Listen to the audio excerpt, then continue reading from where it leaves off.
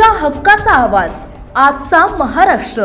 आषाढी वारी 2026चा उत्साह शिगेला पोहोचला आहे। संत तुकाराम महाराज आणि संत ज्ञानेश्वर महाराज यांच्या पालख्यांचे सोलापूर जिल्ह्यात भक्तिमय वातावरणात उत्साहात आगमन झाले असून विठ्ठल नामाच्या गजराने संपूर्ण परिसर दुमदुमून गेला आहे।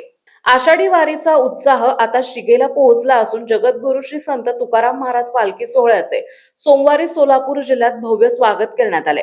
सराटी येथे श्रींच्या पादुकांचे पूजन करण्यात आले, तर नीरा नदीवरील पुलावरून पालखी रथावर करण्यात आलेली पुष्पवृष्टी भाविकांसाठी आकर्षणाचा केंद्रबिंदू ठरली। यावेळी पुणे जिल्हा प्रशासनाकडून सोलापूर जिल्हा प्रशासनाकडे पालखी सोहळ्याचे सूत्रे सुपूर्द करण्यात आली। जिल्हाधिकारी एस कार्तिकेयन यांनी स्वतः पालखी रथाचे सार्थ केले। अभिनेते भाऊ कदम, शिवानी परब आणि संजना काळे यांनीही माऊलींचे दर्शन घेतले।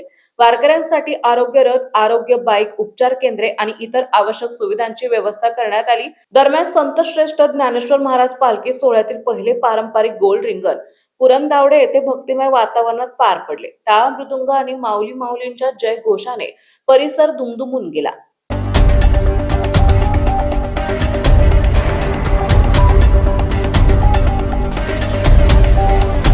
तुमच्या हक्काचा आवाज आजचा महाराष्ट्र।